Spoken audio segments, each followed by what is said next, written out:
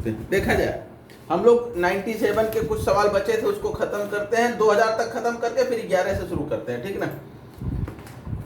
देखा जाए 97 में हम लोग 70 देख चुके थे या 80? 97 PCS 97, और इसमें जहां तक हमें है कि हम लोग 70 क्वेश्चन देख चुके थे। चलिए 71 से शुरू करते हैं। 70 देख चुके थे, या हाँ, एक जो 69 वाला जो डाउटफुल क्वेश्चन था उसके बाद 70 था।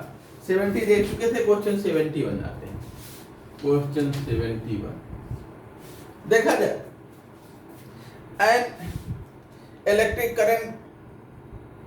इलेक्ट्रिक करंट डिपॉजिट इतना ग्राम ऑफ सोडियम, तो कितना एल्युमिनियम डिपॉजिट करेगा, ये हो गया था 71। Equivalent conductance is eight infinite dilution, infinite dilution पर HCl की कंडक्टेंस दिया है लैम्डा HCl इनफाइनाइट डाइल्यूशन पर, ये कितना दिया है 426। उसके बाद जो है लैम्डा NaCl दिया है इनफाइनाइट डाइल्यूशन पर, और ये दिया है 126, और उसके बाद जो है लैम्डा इनफाइनाइट डाइल्यूशन पर CH3C डबल वो Na दिया है, और ये दिया है 90। और पूछा क्या है कि the equivalent conductivity of 0.1 molar acetic acid, alpha दिया है 0.1 और इसकी इक्विवेलेंट कंडक्टेंस पूछा है, ठीक है ना। तो हमें जो है इक्विवेलेंट कंडक्टेंस जो है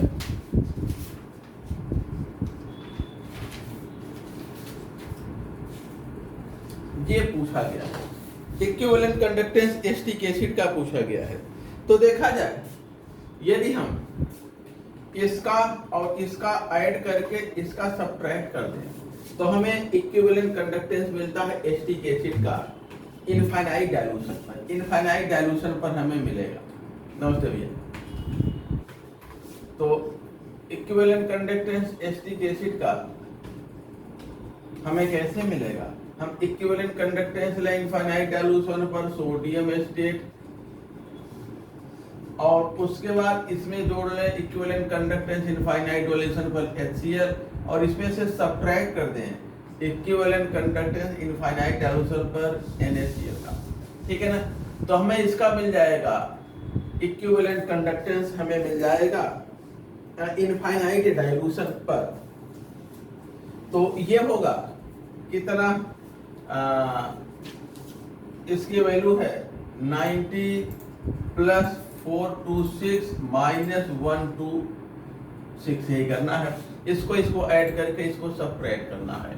तो ये देखा जाए फिर हमें क्या मिलेगा, 120 यहाँ 300 बचेगा और ये 90, 390 मिलेगा।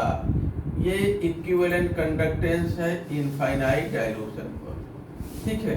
इसका इक्विवेलेंट वेट और मोलर मास दोनों सेम होता है, चाहे मोलर कंडक्टेंस कह ले चाहे इक्विवेलेंट कंडक्टेंस। अब आगे इन्होंने क्या दे रखा है, इनका ये तो मोल है ना, 1 मोल का है मोलर।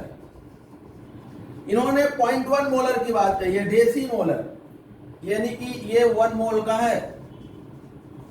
इन्होंने क्वेश्चन में क्या दे रखा है कि 0.1 मोल एसिटिक एसिड ना, इक्विवेलेंट कंडक्टिविटी 0.1 मोल। तो जब इसको 0.1 करेंगे तो ये 390 से कितना आ जाएगा 39, ये 10 टाइम्स घटाएंगे तो ये भी 10 टाइम्स घट जाएगा, ठीक है ना। मोलर कंडक्टेंस ये 0.1 मोल की इनफाइनाइट डाइल्यूशन पर 0.1 मोल की कंडक्टेंस हम कहें, ये कितना हो जाएगा, क्लियर है ना। हमने ये मोलर कंडक्टेंस निकाली है या इक्विवेलेंट कंडक्टेंस, यहाँ कंसंट्रेशन 1 मोल लेकर के ये दिया है, ये मोलर वैल्यू दी है, और आपको 0.1 की निकालनी है। तो जब ये 1 मोल से 0.1 मोल करेंगे तो जो कंडक्टेंस है वो क्या हो जाएगा, उसी रेशियो में मोलर कंडक्टेंस भी घट जाएगा, ठीक ना। तो 39 इसका होगा। आगे देखते हैं, नेक्स्ट जो है क्वेश्चन 72। क्वेश्चन 72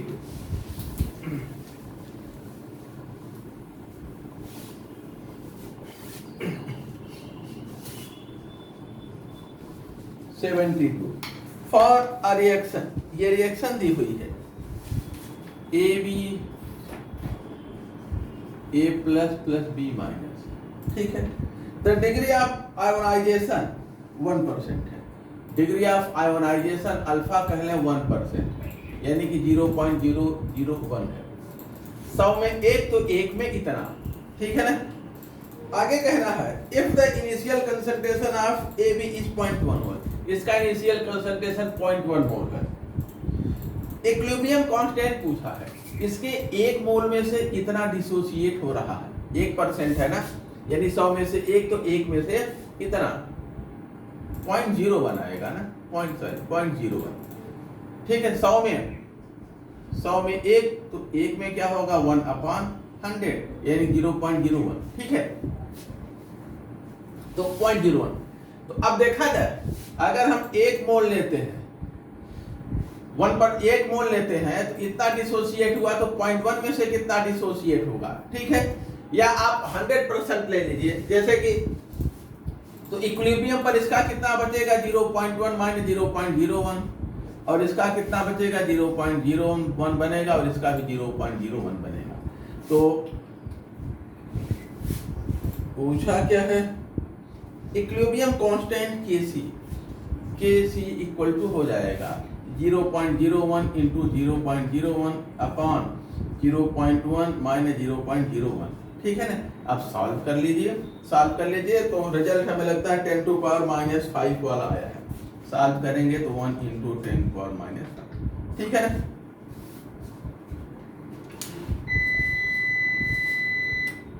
आगे जो है नेक्स्ट देखते हैं क्वेश्चन नंबर 73।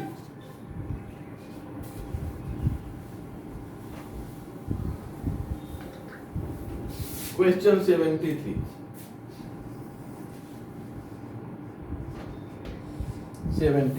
देखा जाए, movement of colloidal particle under the influence of an electric field is given by. Colloidal particle, किसी अगर आप कोलाइडल सिस्टम को लीजिए और उसको जो है विद्युत क्षेत्र यहाँ पर प्लेटें लगा करके, और यहाँ पे कोलाइडल पार्टिकल है, बैटरी से कनेक्ट कर दीजिए, तो होता क्या है, जो अपोजिट चार्ज की तरफ, मान लें नेगेटिव चार्ज के कोलाइडल पार्टिकल है, इस पे पॉजिटिव चार्ज, इस पे नेगेटिव चार्ज, तो अपोजिट चार्ज के प्लेट की तरफ ये पार्टिकल धीरे धीरे चलते हैं। इस प्रोसेस को हम क्या कहते हैं, इलेक्ट्रोफोरेसिस। इसको हम क्या कहते हैं, इलेक्ट्रोफोरेसिस, यानी movement of colloidal particle under the influence of electric field क्या कहलाता है, इलेक्ट्रोफोरेसिस। अगला क्वेश्चन 74।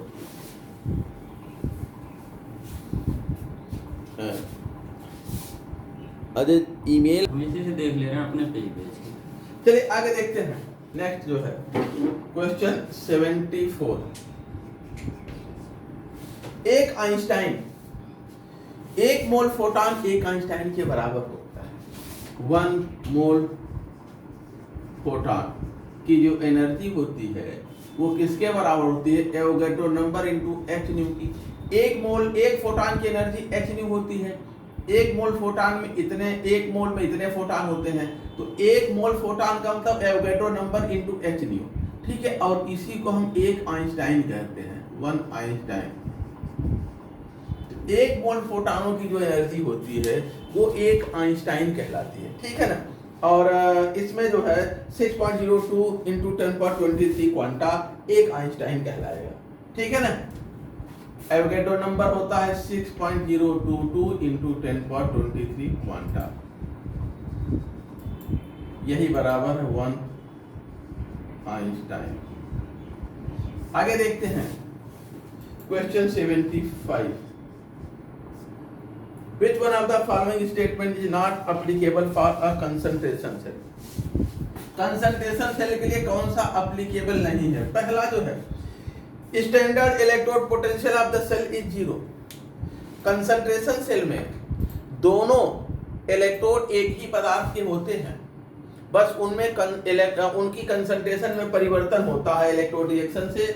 और जो है तो हम कहें कि अगर आप किसी भी कंसंट्रेशन सेल का स्टैंडर्ड स्टेट में पोटेंशियल देखेंगे तो कैथोड एनोड दोनों का पोटेंशियल सेम होगा, और एक दूसरे में ऐड करेंगे या सब्ट्रैक्ट करें, एक दूसरे में सब्ट्रैक्ट करेंगे तो जीरो।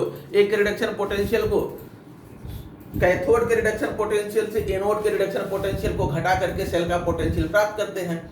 और अगर दोनों इलेक्ट्रोड सेम मटेरियल के हैं तो स्टैंडर्ड स्टेट में दोनों का पोटेंशियल सेम होगा और डिफरेंस जीरो हो जाएगा। यानी कंसंट्रेशन सेल का स्टैंडर्ड इलेक्ट्रोड पोटेंशियल जीरो होता है। ये हमने पढ़ाया है, आपको लिखाया है, मुझे ध्यान है, अच्छी तरह से इस चीज को हम लोग लिखे हैं। तो पहला स्टेटमेंट तो सही है।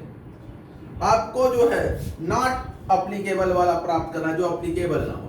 दूसरा स्टेटमेंट देखा जाए, electrode are of the same material. अभी हमने बताया कि कंसंट्रेशन सेल में दोनों इलेक्ट्रोड सेम मटेरियल के होते हैं, इसलिए स्टैंडर्ड स्टेट में दोनों का पोटेंशियल सेम होता है और एक से दूसरे को सब्ट्रैक्ट करेंगे तो जीरो आ जाता है। ये भी सही है, यानी ये भी सही स्टेटमेंट है। सी देखा जाए, KCL salt bridge is used. Concentration cell में साल्ट ब्रिज ऐसा नहीं है, पोटेशियम क्लोराइड का साल्ट ब्रिज नहीं यूज करते, बल्कि हम उनको एक डायफ्राम से सेपरेट करते हैं कंसंट्रेशन सेल को एक। तो यहाँ पर जो है केसीएल यूज किया जाता है साल्ट ब्रिज के रूप में, यही गलत है और ये सही विकल्प इसका मतलब है। अगला जो है देखिए, overall reaction is oxidation reduction process. हाँ, कंसंट्रेशन सेल में जो रिएक्शन है वो ऑक्सीडेशन रिडक्शन का ही है। एनोड पे ऑक्सीडेशन, कैथोड पे रिडक्शन, जिसके परिणाम स्वरूप एक जगह कंसंट्रेशन घटता है, दूसरी जगह बढ़ता है।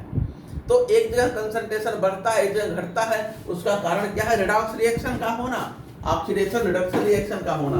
तो विकल्प डी भी क्या है? सही है। तो यही गलत विकल्प है, नॉट अप्लीकेबल स्टेटमेंट है। जो गलत स्टेटमेंट है वही सही विकल्प है। नेक्स्ट देखा जाए क्वेश्चन 76।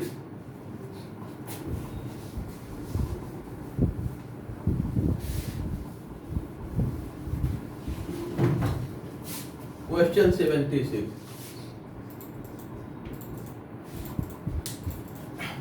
यहाँ पे दो लिस्ट दिया है, उनको मैच करने को कहा है। दो लिस्ट दिया है और उनको मैच करने को कहा है। पहला देखिए, यह है H2O2, ये टूट करके H2O प्लस 1/2 O2 दे रहा है। दूसरा है H2 प्लस Cl2 लाइट की प्रेजेंस में ट्वाइस HCl दे रखा है। तीसरा है CH3COO2S5 ये जो है H2O के साथ एसिडिक मीडियम में क्या दे रहा है? CH3COOS प्लस CH3OS दे रहा है। और दूसरा दे रहे हैं CH3COOC2S5 प्लस NaOH, और ये दे रहा है CH3COONA प्लस C2S5। अब देखा जाए इसमें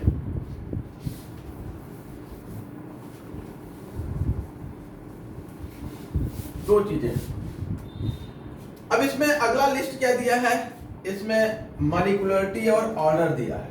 पहला दिया है मॉलिक्यूलरिटी 2 और ऑर्डर, मॉलिक्यूलरिटी और ऑर्डर, ये चीजें दिया है। मॉलिक्यूलरिटी 2 और ऑर्डर भी 2। तो किसमें मॉलिक्यूलरिटी 2 है और ऑर्डर भी 2 है? देखा जाए, ये जो बेसिक, ये एस्टर की हाइड्रोलाइसिस बेसिक मीडियम में देखिए, तो यहाँ पर ये बाई मॉलिक्यूलर रिएक्शन होता है, यहाँ पे मॉलिक्यूलरिटी 2 है और ये सेकंड ऑर्डर का है। तो इसका जो है मॉलिक्यूलरिटी और ऑर्डर दोनों 2 का है। दूसरा विकल्प, दूसरा जो दे रहे हैं 2 और 1, मॉलिक्यूलरिटी 2 है और ऑर्डर 1 है। तो मॉलिक्यूलरिटी देखिए किसमें 2 है? इसमें मॉलिक्यूलरिटी 2 बाई मॉलिक्यूलर रिएक्शन है। एसिडिक मीडियम में एस्टर की हाइड्रोलाइसिस फर्स्ट ऑर्डर की होती है, बेसिक मीडियम में एस्टर की हाइड्रोलाइसिस सेकंड ऑर्डर की होती है। लेकिन मॉलिक्यूलरिटी दोनों में 2 है, मॉलिक्यूलरिटी 2 है, लेकिन ऑर्डर यहाँ पर क्या है? फर्स्ट है। ये स्यूडो फर्स्ट ऑर्डर का रिएक्शन होता है, तो ये हो गया। अगला तीसरा दे रहे हैं मॉलिक्यूलरिटी 1 और ऑर्डर भी 1। तो इसमें देखिए, ये इसकी फर्स्ट ऑर्डर रिएक्शन है और इसकी मॉलिक्यूलरिटी भी 1 होती है। चौथा जो है मॉलिक्यूलरिटी 2 और ऑर्डर 0, जो फोटोकेमिकल रिएक्शन है, इसमें 2 मॉलिक्यूल इन्वॉल्व है, मॉलिक्यूलरिटी 2 है, लेकिन ये इसकी रिएक्शन की रेट लाइट की इंटेंसिटी पर डिपेंड करता है, इनकी कंसंट्रेशन पर नहीं, तो ऑर्डर इसका 0 होता है। ये सही मैच है, मिला लीजिए। फिर आगे चलते हैं, नेक्स्ट देखते हैं। अगला भी मैच करने को ही दिया है, अगला भी मैच करने को ही दिया है, चलिए देखते हैं।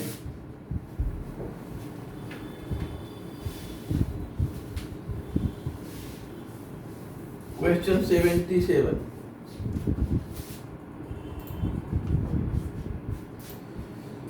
पहला दिया है हाइड्रोजनेशन ऑफ ऑयल। ये तो रिपीट है क्वेश्चन, ऐसे बता देते हैं। देखिए हाइड्रोजनेशन ऑफ ऑयल जो है निकेल की प्रेजेंस में होता है। तेल का हाइड्रोजनेशन निकेल की प्रेजेंस में करते हैं, तो पहला का संबंध तीसरे से है। Contact process for sulphuric acid, vanadium pentoxide use करते हैं सल्फ्यूरिक एसिड का संपर्क विधि द्वारा निर्माण से, तो बी वाला बी चौथे से मैच करता है। तीसरा 80 है Bose process for hydrogen, ferric oxide और क्रोमियम ऑक्साइड यूज करते हैं, यानी कि सी जो है दूसरे से मैच करता है। और चौथा Ostwald process for nitric acid, तो ओस्टवाल प्रोसेस नाइट्रिक एसिड जो है हम लोग प्लेटिनम की जाली, प्लेटिनम गेज यूज करते हैं, यानी चौथा का फर्स्ट है, चौथा फर्स्ट से मैच करता है। अब आते हैं क्वेश्चन 78।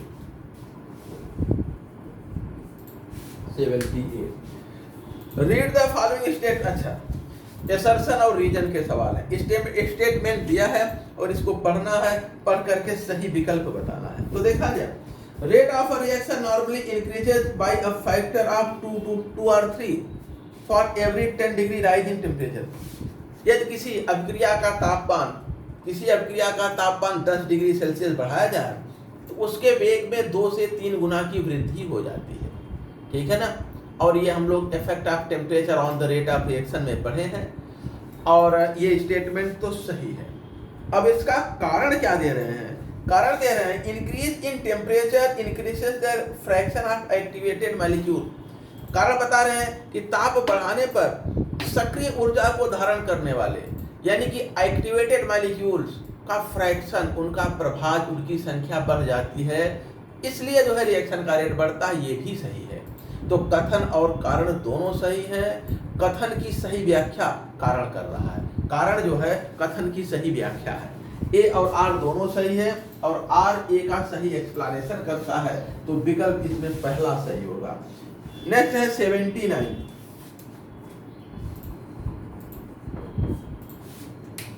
अच्छा, डीके का पैरा कोड दिए हैं C10H22, इसका पैरा कोड दे रखे हैं 400, ये भी रिपीट हो रहा है, ये भी बता चुके हैं।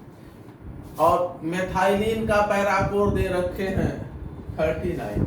तो पूछे हैं कार्बन का पैरा कोड। कार्बन का पैरा कोड 4.8 होता है, याद रखिएगा। हाइड्रोजन का 17 होता है, याद रखिएगा। कुछ करने की जरूरत ही नहीं है। तो पैरा कोड कार्बन का, तो पहले हम हाइड्रोजन का निकाल लें, तो हमें कार्बन का मिल जाएगा। देखिए 10CH2 + 2 हाइड्रोजन, ये बराबर हो जाएगा इसके C10H22। इसको 10 का मल्टीप्लाई करके 2 हाइड्रोजन जोड़िए, ये हो जाता है। तो 10 इंटू पैरा कोड इसका क्या है 39 + 2 हाइड्रोजन, ये बराबर हो जाएगा। इसका पैरा कोड कितना है 424.2। अब 2 हाइड्रोजन का parachor 2 hydrogen equal to 424.2 minus इसको कर दें 390, तो यानी आ गया ये 34.2। तो 1 हाइड्रोजन का पैरा कोड 17.1 हो गया। 17.1 हाइड्रोजन का होता है, ठीक है, याद रखिएगा। अब हमें कार्बन का पूछा है, तो 1 कार्बन 2 हाइड्रोजन का पैरा कोड 39 है, तो कार्बन + 2 हाइड्रोजन बराबर CH2, और ये बराबर 39 के। तो कार्बन प्लस दोनों हाइड्रोजन का पैरा कोड कितना है 34.2 इक्वल टू है 39 के। तो कार्बन का कितना हो गया 39 - 34.2, तो इसको घटा देंगे तो 4.8 आ जाएगा। ये जो है कार्बन का पैरा कोड। तो कार्बन का 4.8, हाइड्रोजन का 17.1, इन्हीं के अक्सर पूछे जाते हैं। अगर इनकी आप न्यूमेरिकल वैल्यू सीधे याद रखेंगे, जैसे परमाणु भार याद करते हैं, या परमाणु क्रमांक उसी तरह से अगर इसका हाइड्रोजन का 17.1 कार्बन का 4.8 तो आपको सॉल्व करने की जरूरत नहीं, एक सवाल वैसे ही ठीक हो जाएगा, ठीक है ना। बगैर सॉल्व किए ही आपका एक काम बन जाएगा। अगला देखते हैं, नेक्स्ट जो है क्वेश्चन 80।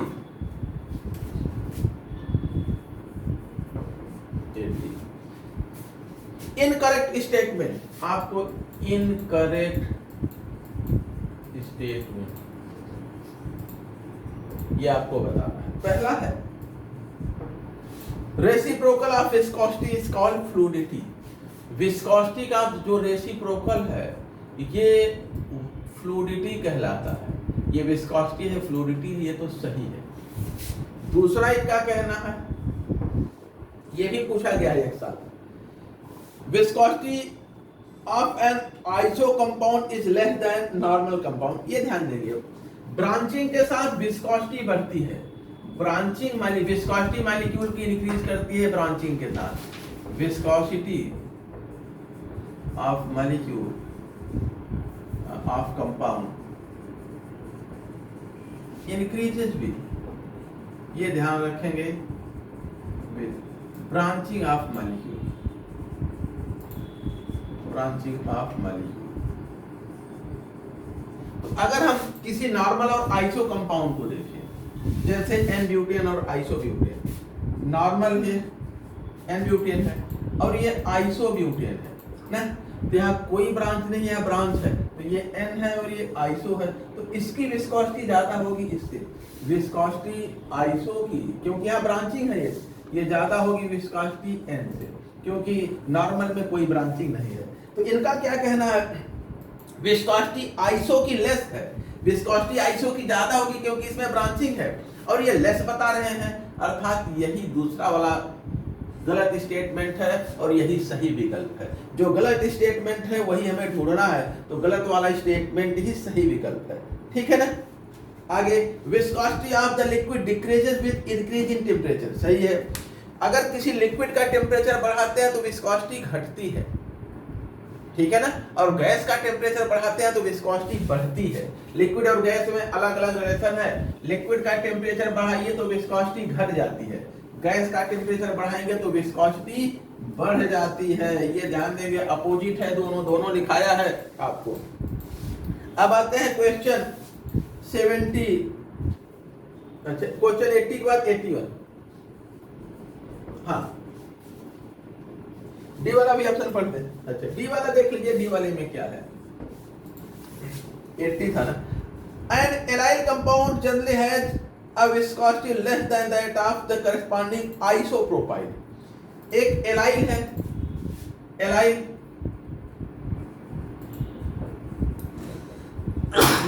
एलाइल कंपाउंड है, मान ले एलाइल क्लोराइड ले लें, ठीक है ना, एलाइल क्लोराइड ले लें, और अगला आइसोप्रोपाइल दे रहे हैं, आइसोप्रोपाइल क्लोराइड। एक एलाइल कंपाउंड दे रहे हैं और एक क्या दे रहे हैं, आइसोप्रोपाइल। ये एलाइल है और ये आइसोप्रोपाइल कंपाउंड है, तो कंपाउंड वो क्लोराइड हो सकता है, कुछ भी हो सकता है। यहाँ एलाइल पोजीशन पे जुड़ा है, यहाँ बीच पे, तो ये ब्रांचिंग है ना, इसमें ब्रांचिंग है, इसकी विस्कोसिटी ज्यादा होगी इससे। यहाँ ब्रांचिंग नहीं है, ये ब्रांच्ड है, यहाँ नो ब्रांच, यही इन्होंने दिया है, ठीक है ना। तो आइसो में ब्रांचिंग हो गई तो इसका जो है हाई हो जाएगा। एलाइल का विस्कोसिटी लेस होता है, एलाइल का विस्कोसिटी लेस क्योंकि यहाँ ब्रांचिंग नहीं है, ये मोर क्योंकि यहाँ एक ब्रांच है। तो ये तो सही स्टेटमेंट है, विकल्प डी जो है सही है, और आपको सही नहीं गलत ढूंढ के निकालना है, क्लियर ना। अगला 81, which of the following condition correspond to the transformation that not takes place? Not takes place यानी कि not possible। कौन सा कब कोई ट्रांसफॉर्मेशन नॉट पॉसिबल होगा, ठीक है ना। हम ये जानते हैं अगर डेल्टा जी किसी प्रोसेस में निगेटिव है तो ये पॉसिबल होगा और ये स्पॉन्टेनियस होगा, अपने आप हो जाएगा। अगर जो है डेल्टा जी कहीं पे पॉजिटिव है तो नॉट पॉसिबल। आपको अलग से नॉट पॉसिबल यानी कि मतलब स्पॉन्टेनियस नहीं होगा, आपको अलग से एनर्जी खर्च करनी पड़ेगी। ये प्रोसेस स्वतः नहीं होगा, इसके लिए आपको एनर्जी खर्च करनी पड़ेगी। जैसे पानी नीचे से ऊपर ले जाना, ये स्पॉन्टेनियस नहीं है। आप पंप लगाते हैं या अपनी ताकत लगा के बाल्टी से भर के ले जाते हैं, इसके लिए आप एनर्जी खर्च करते हैं। तो वाटर का नीचे से ऊपर जाना या फिर आपके टेम्परेचर हीट का लो से हाई टेम्परेचर की तरफ जाना, ठीक है ना, एयर का लो प्रेशर से हाई प्रेशर की तरफ जाना, ये सब नॉन स्पॉन्टेनियस प्रोसेस है। होते कब है? जब हम एनर्जी खर्च करते हैं। तो वैसे ये अपने आप पॉसिबल नहीं है, इसके लिए आपको क्या करना पड़ेगा? एनर्जी खर्च करना पड़ेगा। तो जिस प्रोसेस में डेल्टा जी पॉजिटिव होगा वही प्रोसेस नॉट पॉसिबल होगा, उसको कैरी करने के लिए आपको एनर्जी खर्च करनी पड़ेगी। तो देख लीजिए डेल्टा जी किसमें हमेशा पॉजिटिव होगा? डेल्टा जी इक्वल टू होता है delta H minus T delta S. अगर इसको हम पॉजिटिव कर दें, इसको क्या पॉजिटिव रखें और इसको हम क्या कर दें? नेगेटिव कर दें। ये तो नेगेटिव हो नहीं सकता, इसी को नेगेटिव करेंगे। तो जब इसको नेगेटिव कर देंगे तो ये वैल्यू क्या हो जाएगा? मान ले माइनस में ये x है, ये y है, ठीक है, ये माइनस x है और ये क्या है? Minus y। ध्यान रख दीजिए माइनस प्लस x और माइनस t और फिर माइनस y। तो ये माइनस माइनस मिलके क्या हो जाएगा? Plus plus x plus T Y के। अब चाहे जितना इनको बढ़ाइए घटाइए, चाहे इसको बढ़ाइए चाहे इसको बढ़ाइए, इनका परिणामी हमेशा पॉजिटिव ही होगा और फिर ये नॉट पॉसिबल। अगर किसी प्रोसेस में एंथैल्पी जो है ये पॉजिटिव है और एंट्रोपी चेंज नेगेटिव है, तो ये कभी भी पॉसिबल नहीं होगा, किसी भी कंडीशन में पॉसिबल नहीं होगा, ठीक है ना। इन एनी केस चाहे जो कर लीजिए, चाहे इसको बड़ा करिए इसको छोटा, चाहे इसको बड़ा करिए इसको छोटा, दोनों को बढ़ाइए दोनों को घटाइए, क्या फर्क पड़ता है? दोनों का योग हमेशा पॉजिटिव होगा। तो ऐसे प्रोसेस कभी फीजिबल कभी पॉसिबल नहीं होते हैं स्वतः, हमें एनर्जी खर्च करनी पड़ती है ऐसे प्रोसेस के लिए। ये देखिए ये भी रिपीट हो रहा है, ये दूसरी बार हम इसको बता रहे हैं या तीसरी बार बता रहे हैं? जहां तक मुझे ख्याल है 3 बार आ चुका। ये क्वेश्चन आपको अब तक 3 बार रिपीट हो चुका है 2-3 सालों में, 94 से लेकर 97 तक, ठीक ना। क्वेश्चन 82 देखिए, इनकरेक्ट स्टेटमेंट इंडिकेट, आपको 83 में भी इनकरेक्ट स्टेटमेंट बताना है। इनकरेक्ट यहां पर एग्जाम में इनकरेक्ट और करेक्ट पे जरूर ध्यान दीजिएगा। नॉट करेक्ट, इनकरेक्ट, पता लगा हमने विकल्प पढ़ा, सही मिला उसी को टिक कर दिया कि अरे यही सही है और हमें गलत वाले को ढूंढना था। The value of critical ratio PCVC upon TC for a group of a substance obeying principles of corresponding state is constant। हाँ, देखा जाए पहला, ऐसे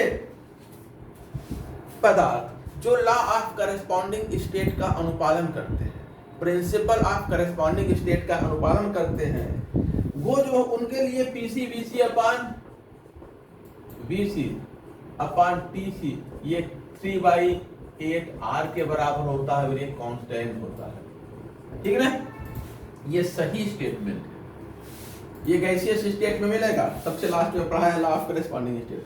fluid whose molecules are of the same nature obey the law of corresponding state। देखा जाए ऐसे पदार्थ जिनके मॉलिक्यूल्स की एक जैसी प्रकृति होती है, सेम नेचर के जो तरल होते हैं, यानी कि जैसे सभी नॉन पोलर हैं, एक जैसी प्रकृति के हैं, ठीक है ना, वो लॉ ऑफ करस्पॉन्डिंग स्टेट को फॉलो करते हैं और ये भी सही स्टेटमेंट है।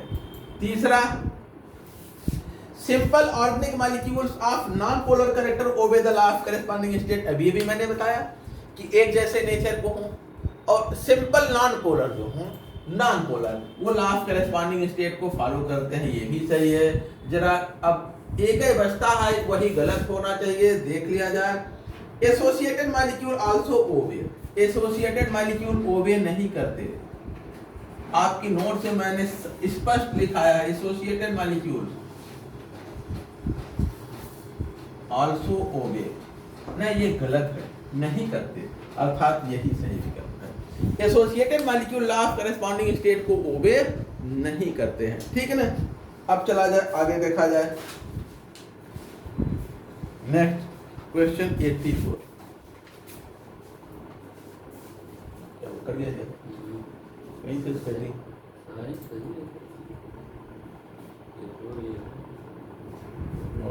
देखिए फुल पेज को हाफ पेज कर दिए साले।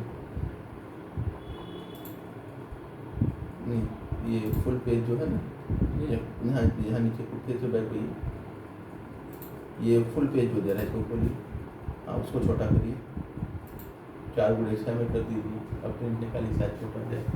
इस पर दिखाई देगा ये, हैं? इस पर दिख जाता है। हाँ, आगे देखते हैं।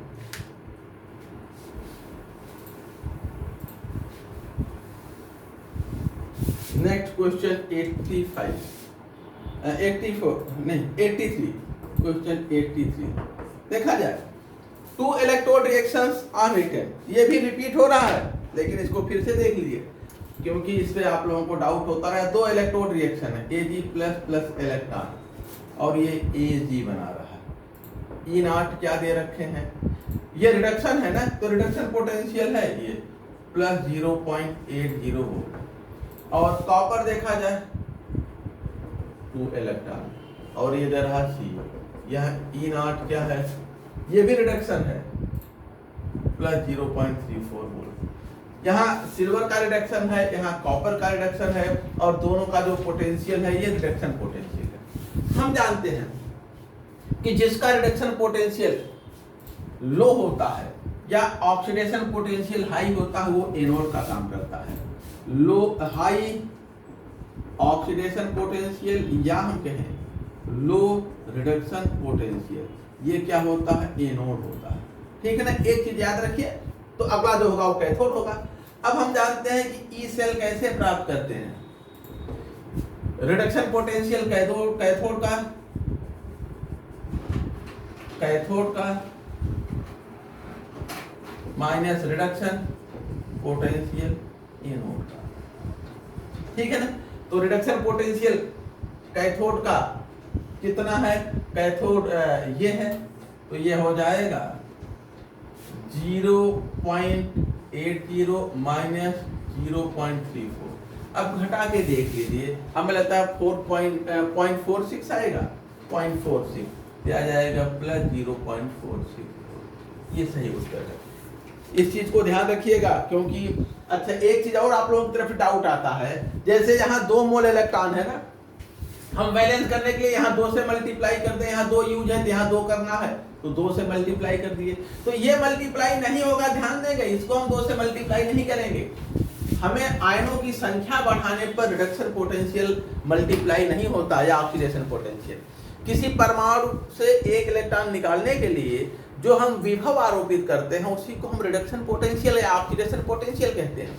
एक इलेक्ट्रॉन प्रवेश कराने के लिए जो विभव आरोपित करना पड़ता है उसे रिडक्शन, या निकालने के लिए जो विभव आरोपित करते हैं उसे ऑक्सीडेशन पोटेंशियल। तो चाहे 1 सिल्वर का परमाणु हो, चाहे 1000 सिल्वर के परमाणु हो, सेम पोटेंशियल पर सभी अपना इलेक्ट्रॉन त्याग देंगे। चाहे 1 सिल्वर आयन है, 1 सिल्वर आयन में 1 इलेक्ट्रॉन प्रवेश कराने के लिए इतना विभव आरोपित करना पड़ता है, तो 2 होंगे तब भी उतने आरोपित करना पड़ेगा, 3 होंगे तब भी उतने आरोपित करना पड़ेगा। ठीक है ना, जैसे हम कहें किसी तालाब में अगर आप 6 फीट लंबे हैं और किसी तालाब में आपको डुबा देना हो तो उसके लिए हमें 6.5 फीट पानी भरना पड़ेगा, आप डूब जाएंगे। तो अगर एक व्यक्ति है 6 फीट का तो उसको डुबाने के लिए 6.5 फीट पानी का गहराई चाहिए, 2 होंगे तब भी 6.5 चाहिए, 3 होंगे तब भी 6.5 चाहिए।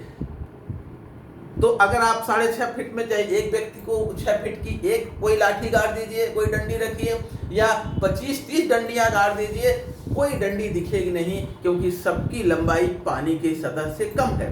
वही स्थिति यहाँ पर भी होती है। तो इसके मल्टीप्लीकेशन से ये मल्टीप्लाई नहीं होता, ये ध्यान देंगे। ठीक है ना,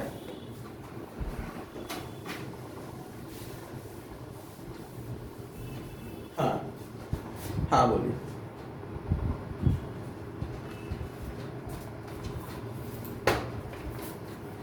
देखिए रिडक्शन पोटेंशियल का मतलब इलेक्ट्रॉन ग्रहण करने की tendency, reduction potential to accept electron, और रिड्यूसिंग प्रॉपर्टी इलेक्ट्रॉन देने से जुड़ा होता है। आप किसी को इलेक्ट्रॉन देंगे तब तो रिड्यूस करेंगे।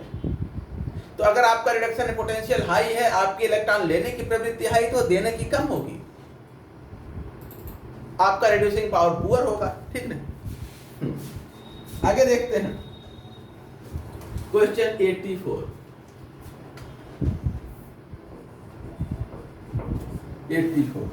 The weak intermolecular force of attraction that are caused by induced dipole. Induced dipole से जिसे जो है वन डर वाल फोर्स हमें मिलता है, इंड्यूस्ड डाइपोल, ठीक है ना। इंड्यूस्ड डाइपोल से हमें लंदन फोर्स या वन डर वाल फोर्स मिलता है। हाइड्रोजन बॉन्ड या कोवेलेंट बॉन्ड ये सभी इंड्यूस्ड डाइपोल से हमें प्राप्त नहीं होते हैं। Question 85 Boil temperature for CO assuming it to be a van der Waals gas will be। अगर carbon dioxide van der Waals gas है यानी नॉन पोलर है, van der Waals गैस है, van der Waals गैस, हाँ sorry, van der Waals gas का मतलब कि ideal gas समीकरण को पालन नहीं करता, आइडियल गैस जैसा व्यवहार ही नहीं करता, van der Waals गैस है, ठीक है ना। अगर कार्बन मोनोऑक्साइड को हम van der Waals गैस मानते हुए इसका बायल टेम्परेचर क्या होता है, जिस टेम्परेचर पर रियल गैस है आइडियल गैस जैसा व्यवहार करते हैं उसे बायल टेम्परेचर कहते हैं। बायल टेम्परेचर TB, इस पर क्या होता है, real gas behave like ideal gas, और TB ये होता है A/RB। इसी तरह से एक इन्वर्जन टेम्परेचर होता है TI, कूलिंग हमें मिलता है, ये 2A/RB होता है।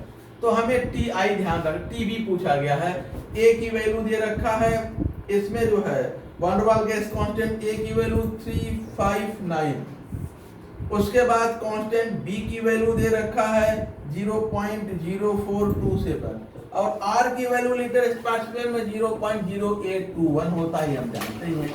इसको सॉल्व कर लीजिए, आपको सही विकल्प मिल जाएगा, ठीक है। अगला देखते हैं, नेक्स्ट क्वेश्चन 86। अच्छा, वांट ऑफ फैक्टर और डिग्री ऑफ डिसोसिएशन में रिलेशन है, ये भी रिपीट हो रहा है। क्वेश्चन 86 हम देख रहे हैं कि काफी सवाल अब रिपीट हो रहे हैं। अल्फा इक्वल टू होता है I-1/n-1, जहां I क्या है, वांट ऑफ फैक्टर है, फैक्टर, और n क्या है, एक मॉलिक्यूल जितने आयन में टूटता है, नंबर ऑफ आयन या मॉलिक्यूल्स कह लें या आयंस कर लें, इन विच वन मॉलिक्यूल डिसोसिएट। एक मॉलिक्यूल जितने आयनों में टूटता है उसकी संख्या n है, और I जो है वांट ऑफ फैक्टर है, तो degree of dissociation alpha equal to I-1/n-1 के। आगे क्वेश्चन 87। क्वेश्चन 87 देखिए, किरचॉफ इक्वेशन पूछा गया है। इक्वेशन कौन सा है, पहला देखिए दे रखा है K इक्वल टू A/-EA/RT। ये किसका इक्वेशन है, आर्हेनियस का। B देखा जाए, log K2/K1 इक्वल टू होता है डेल्टा H/2.303 R 1/, ये T2 माइनस T1/T1। अगर हम आर्हेनियस इक्वेशन भी यहाँ इस रूप में हम लिखते हैं, यहाँ EA हो जाता है, फिर ये डेल्टा H है, वन हाफ इक्वेशन है, वन हाफ इक्वेशन। अगला जो है C, delta H T2 minus delta H T1/T2 minus T1 equal to delta CP। ये वेरिएशन है किसका, हीट ऑफ रिएक्शन का टेम्परेचर के साथ, और यही किरचॉफ इक्वेशन है। ये कई बार पूछा गया है अलग अलग तरीके से, या तो किरचॉफ इक्वेशन पूछ दिया गया, इसको इधर कर दीजिए, इसका दूसरा रूप delta H2 minus delta H1 ये इक्वल टू होता है डेल्टा T और CP के, यानी कि T2 माइनस T1 और डेल्टा CP इस तरीके से ही पूछा था। तो इसके चाहे जिस तरीके से पूछा जाए, या पूछा गया है कि variation of delta H with temperature at, ये जो है एट कांस्टेंट प्रेशर, ये भी किरचॉफ इक्वेशन है, बहुत इंपॉर्टेंट है। किरचॉफ इक्वेशन को आप ध्यान देंगे, किसी तरीके से पूछा जा सकता है। अगला लास्ट क्या कौन सा इक्वेशन है? अच्छा, ई सेल, सेल का ई है या नर्स्ट इक्वेशन है? ई सेल पूछा गया, ई नॉट सेल, ये नर्स्ट इक्वेशन, ठीक है ना, नर्स्ट समीकरण। आगे देखा जाए, नेक्स्ट जो है, next question 19।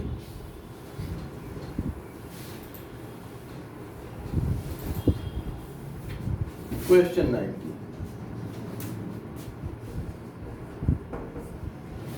EMF of the cell, ये सेल दिया इसका EMF, प्लेटिनम, हाइड्रोजन, इसको ध्यान से देखिए, इस तरह के सवाल पूछे जाते हैं। 0.1 मोल, और है नहीं कुछ इसमें, एक पता हो कि कैसे निकाला जाता है तो तुरंत आ जाएगा। 1 मोल H2PT8 है, जो छूटा हो बताइए, कर देंगे। अच्छा, 87 छूट गया है, देख लीजिए। 87 देखिए, which one of the following method is not used, किसी पॉलीमर का मास डिटरमाइन करने में कौन सा हम नहीं यूज करते? तो लाइट स्कैटरिंग यूज करते हैं, ऑस्मोटिक प्रेशर यूज करते हैं, विस्कोसिटी यूज करते हैं। सरफेस टेंशन द्वारा हम किसी भी पॉलीमर मॉलिक्यूल का मोलर मास डिटरमाइन नहीं करते, ठीक है ना। जहां बायोमॉलिक्यूल पॉलीमर पढ़ा है वहां देखिएगा, जो तरीके उनमें हमें सरफेस टेंशन कहीं नहीं यूज किए हैं, तो सरफेस टेंशन इसमें है। सरफेस टेंशन को यूज नहीं करते पॉलीमर का मास निर्धारण में, ठीक ना। आगे देखा जाए, अच्छा 89 देखा जाए। अच्छा, सीधे 90 पे कैसे आ गया? Page one of the following statement is incorrect, increase of pressure and decrease of temperature increases the अच्छा, यदि आप प्रेशर बढ़ाते हैं और टेम्परेचर घटाते हैं तो एडजॉर्प्शन बढ़ता है। 89 देखिए, अगर आप कोई सॉलिड सरफेस है और ये गैस के मॉलिक्यूल है, इस पे प्रेशर बढ़ाएंगे और टेम्परेचर घटाएंगे तो एडजॉर्प्शन बढ़ जाता है। पहला स्टेटमेंट सही है। दूसरा देखा जाए, हमें लगता है इनकरेक्ट पूछा गया इसमें। दूसरा जो है, most easily liquefiable gases are highly soluble and are most, अच्छा, जो गैसेस सरलता से द्रवित होती हैं और जो सरलता से घुलती हैं किसी लिक्विड में, वो सरलता से एडजॉर्ब भी होती हैं। तो हाईली लिक्विफाइबल गैसेस जो है इजीली एडजॉर्ब होती हैं, जैसे अमोनिया है या वाटर वेपर, ये सब सरलता से किसी सॉलिड के सरफेस पर चिपक जाती है, ये भी सही है। तीसरा, लैंगूर एडजॉर्प्शन अकर्स इन यूनिलेयर, सही है, लैंगूर एडजॉर्प्शन यूनिलेयर का है। अगला है increase of temperature and decrease of pressure, क्या हो गया, गड़बड़ा गया क्या स्क्रीन? अच्छा चलिए यार, जरा इसको लगा दीजिए, पावर ऑफ हो गया, मेरे वाईफाई का पावर ऑफ हो गया, अरे उसका ब्लूटूथ का, तो मुझे लगा कि कहीं गड़बड़ा गया क्या। वो नहीं लगा दीजिए वैसे, ये गड़बड़ है ये वाला। अच्छा अच्छा, बगल वाले में लगा, प्रिंटर उसमें लगा है, अगला ये निकाल के लगा दीजिए। ये वाले से नहीं चार्ज होता कि नहीं।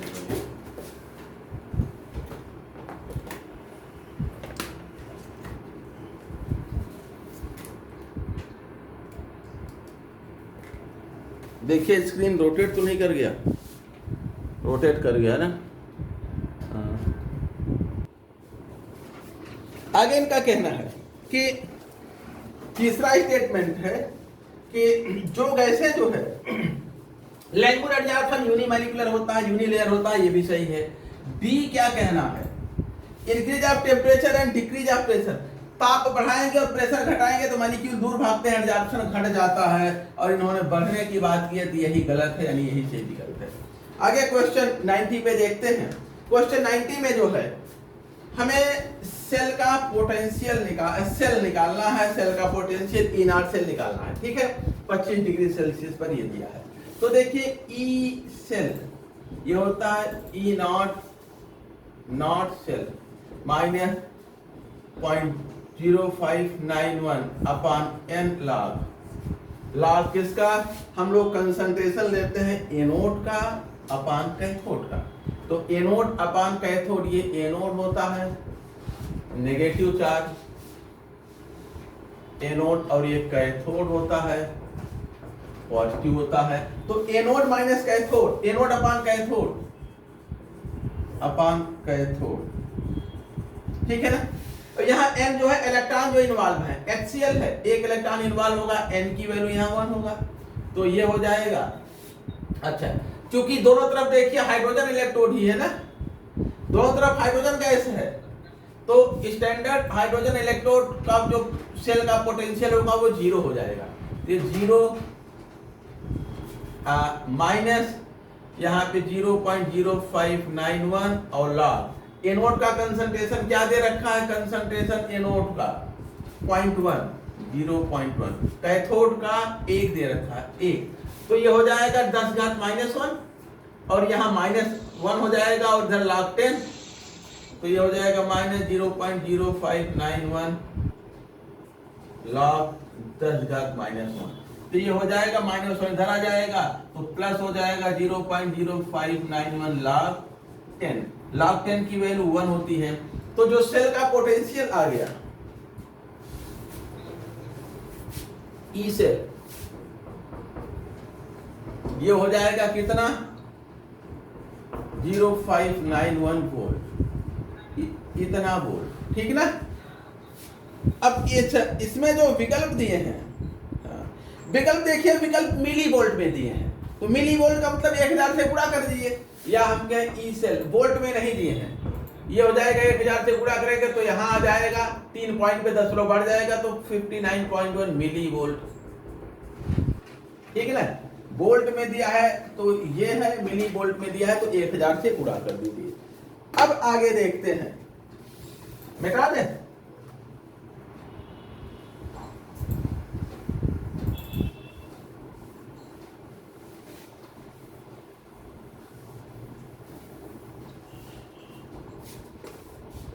नेक्स्ट देखते हैं क्वेश्चन 91। क्वेश्चन 91 देखिए फिर से रिपीट हो रहा है, 2 बार आ चुका, टीजीटी पीजीटी में मिला के टीजीटी और पीसीएस में तीसरी बार है। किसी सब सेल में इलेक्ट्रॉनों की संख्या, तो किसी सब सेल में इलेक्ट्रॉन 2 और 2l+1 होता है, 2l+1 होता है, और किसी सेल में कितने सब सेल होते हैं, L इक्वल टू 0 से लेके L इक्वल टू n-1 तक सेल होते हैं। तो L इक्वल टू 0 से L इक्वल टू n-1 तक सब सेल होते हैं, यहाँ से यहाँ तक ये S सब सेल है, और ये जो भी अंतिम सेल होगा उसके अनुसार होगा, ये PDF कुछ भी हो सकता है, वहां तक आप इसको समेशन कर लीजिए। तो ये इलेक्ट्रॉन इन सेल, ठीक ना, ये आपको मिल जाएंगे। आगे देखा जाए question 92, atomic number of nickel 28 है, निकेल का एटॉमिक नंबर 28 दे रहे हैं। तो number of unpaired electron in Ni2+, तो निकेल में कितना होता है, 3d में 8 होता है और 4s में 2 होता है। जब Ni2+ करेंगे तो यही दोनों निकल जाएंगे, 4s में 0 आ जाएगा, 3d में 8 होगा। तो 3d में 8 का मतलब कि 1 2 3 4 5, 1 2 3 4 5 6 7 8, 2 अनपेयर्ड इलेक्ट्रॉन, ठीक है ना। अनपेयर्ड इलेक्ट्रॉनों की संख्या 2 है। आगे देखते हैं क्वेश्चन नंबर 93 देखा जाए। हाँ बेटा भेज रहे हैं। क्वेश्चन नंबर 93 देखिए। क्वेश्चन नंबर 93 में इन्होंने जो है अलग अलग हाइब्रिडाइजेशन दे रखा है और उनके शेप दे रखे हैं। तो देखा जाए किस हाइब्रिडाइजेशन का क्या शेप होगा।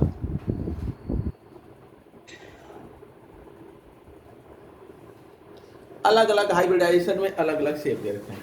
देखिए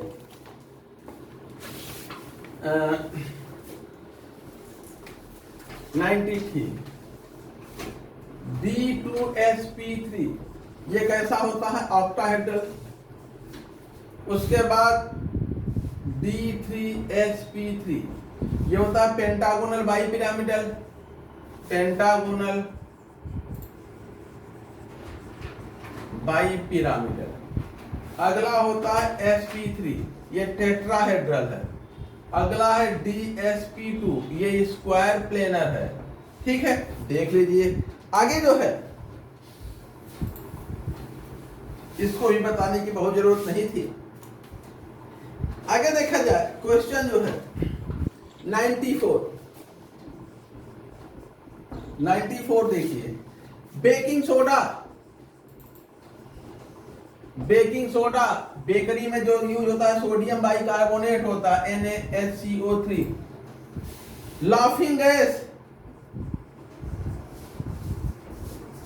नाइट्रस ऑक्साइड N2O होता है। लूनर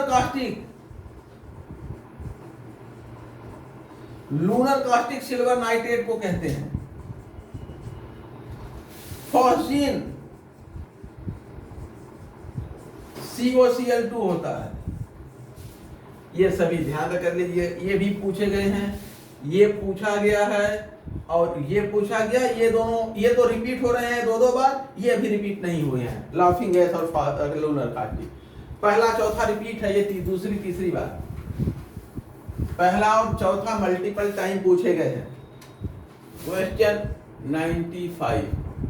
95 देखिए। यहाँ पे भी अच्छा, यहाँ पे भी मैच कराना है। देखिए सोडियम है, मैग्नीशियम है, उसके बाद फ्लोरीन है, फ्लोराइड एंड ऑक्साइड है। इनमें सभी में इलेक्ट्रॉन कितने हैं? 10 ना। और ये जो है हम क्या आइसो इलेक्ट्रॉनिक है। तो जैसे आइसो इलेक्ट्रॉनिक में जैसे जैसे एटॉमिक नंबर बढ़ता है साइज छोटी होती जाती है। तो सबसे कम एटॉमिक नंबर ऑक्साइड का है, उससे छोटा फ्लोराइड होगा, उससे छोटा Na+ होगा और सबसे छोटा Mg2+ होगा। आप इसी आधार पर लिख सकते, इसी आधार पर आप इनको मैच डालिए। सबसे बड़ा किसको दिया है? ऑक्साइड एन, ये 1.40 होगा। उससे छोटा फ्लोराइड 1.36 होगा। उससे छोटा सोडियम 0.95 होगा। उससे छोटा मैग्नीशियम 0.50 होगा। ठीक है, डेटा याद करने की कोई बहुत जरूरत नहीं, क्रम अगर आपको पता है तो आप मिला लेंगे। आगे जो है question 96। Question 96, oxidation number of carbon and nitrogen. Carbon और नाइट्रोजन का ऑक्सीडेशन नंबर, ये तो सब बता चुके हैं खूब। ठीक है ना। इसका +1 +1 +1 और इसका क्या हो जाएगा? -3। इसका +1 +1 यहाँ हो जाएगा -2। और इन दोनों में देखा जाए ये मोर इलेक्ट्रोनेगेटिव है, तो इलेक्ट्रॉन इसकी तरफ होंगे इस बांध के कारण, इस पे -1 इस पे +1, तो इसका हो जाएगा +2 और इसका हो जाएगा -3। तो -2 -3 विकल्प देख लीजिए कौन सा सही है। कार्बन का -2 और नाइट्रोजन का -3 जिसमें हो। नाइट्रोजन बाद में दिया है ना। कार्बन एंड नाइट्रोजन, कार्बन का -2 और नाइट्रोजन का -3, विकल्प सी सही है। आगे देखते हैं क्वेश्चन 97, ऑक्सीडेशन स्टेट निकालना खूब बताया है मैंने।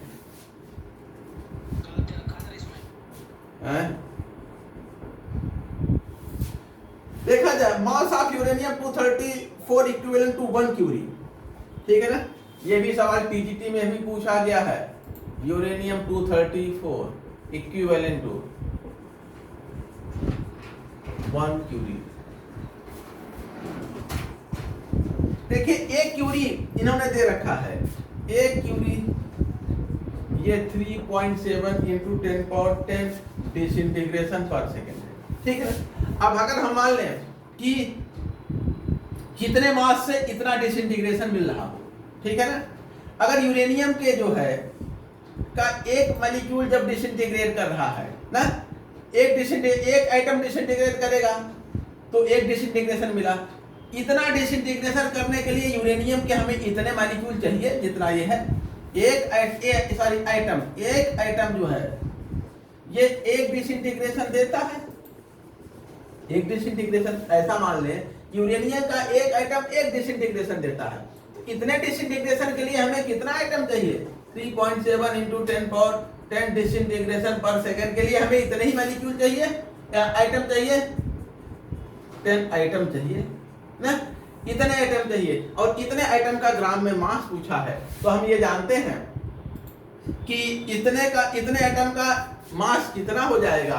एक आइटम का मास इतना एटॉमिक मास यूनिट है, तो mass of 3.7 into 10 item to हो जाएगा 3.7 इंटू 10 इंटू एक आइटम का मास इतना होता है 234।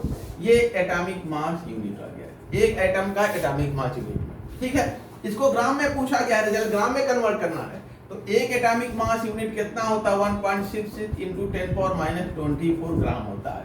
तो ये हो जाएगा मास जो है इसका इतने का ऑफ 1 क्यूरी, यही 1 क्यूरी के बराबर है 1 क्यूरी, ये हो जाएगा 3.7 इंटू 10⁻10 इंटू 234 इंटू 1.66 इंटू 10⁻24 ग्राम। इसको गुणा कर लीजिए, देख लीजिए कौन सा रिजल्ट मिलता है, जो मिलेगा वो सही होगा। आगे आते हैं question number 98। Which one of the following is diamagnetic? कौन सा डायमैग्नेटिक है? तो जिसमें सभी इलेक्ट्रॉन पेयर्ड होंगे, Cu प्लस में 3d10 होता है, यही डाया सभी पेयर्ड है 98 में। आगे 99, first ionization potential 99। First ionization potential किसमें सबसे ज्यादा होगा? तो देखिए एक सेकंड आवर्त का है, बाकी सभी फर्स्ट, एक सेकंड ग्रुप का है, बाकी सभी फर्स्ट ग्रुप के हैं। तो फर्स्ट ग्रुप में जैसे जैसे नीचे जाते हैं आयोनाइजेशन पोटेंशियल क्या होता है? कम होता जाता है। तो सबसे अधिक कैल्शियम का होगा, ये सेकंड ग्रुप में है, उसके बाद पोटेशियम है, उसके बाद रूबिडियम है, उसके बाद सीरियम, ये ऑर्डर होगा। ये सभी फर्स्ट ग्रुप के हैं, नीचे जाने पर यहाँ से जैसे जैसे नीचे जाएंगे घटता जाएगा। ये सेकंड ग्रुप का, इसका इससे ज्यादा होगा। इसमें एस में 2 इलेक्ट्रॉन है, इसमें एस में केवल 1 है। आगे क्वेश्चन नंबर 100 और देख लीजिए, फिर आज इसी पे क्लास रुकेंगे। 20 बच गए हैं आज। अगर नेटवर्क प्रॉब्लम न रही होती, ऐप में प्रॉब्लम, तो आज हम लोग समाप्त कर देते। और ये 20 जो है शाम को समाप्त करते हुए 98 का शुरू करेंगे। ठीक है, अच्छा शाम को यही पढ़ना चाहेंगे, पीसीएस का पीजीटी वाला शुरू कराएंगे। अच्छा, लेकिन अभी शाम को एक टीजीटी 2016 का खत्म कराना है। चलिए ठीक है, टीजीटी 2016 का खत्म करा के फिर आपका शुरू करते हैं हम। आगे देखते हैं क्वेश्चन नंबर 100। इसमें जो है which one of the following equation represent the nuclear fission? किसमें नाभिकीय विखंडन हो रहा है? तो पहले वाले में विखंडन हो रहा है, ठीक। दूसरे, अच्छा यूरेनियम 235 जो है बेरियम क्रिप्टॉन नहीं देता, यूरेनियम 238, अच्छा यूरेनियम 238 बेरियम क्रिप्टॉन नहीं देता, वो फिसाइल नहीं है। यूरेनियम 235 देता है, तो विकल्प बी सही है, बाकी कोई विकल्प सही नहीं है। यूरेनियम 235 को न्यूट्रॉन से हिट करते हैं तो बेरियम मिलता है, क्रिप्टॉन मिलता है, और 3 न्यूट्रॉन मिलते हैं, तो विकल्प बी सही है। अब उसके आगे 20 सवाल बचते हैं, देखते हैं शाम को अगर एडजस्ट हुआ तो शाम को ही खत्म करा देंगे टीजीटी वाला क्वेश्चन कराने के बाद। नहीं एडजस्ट हुआ तो फिर आगे देखा जाएगा, टीजीटी के बाद कराएंगे, आप लोगों की क्लास में करा देंगे, लेकिन कल इसको भी खत्म कराएंगे, आज इसको भी खत्म कर देंगे 97 का।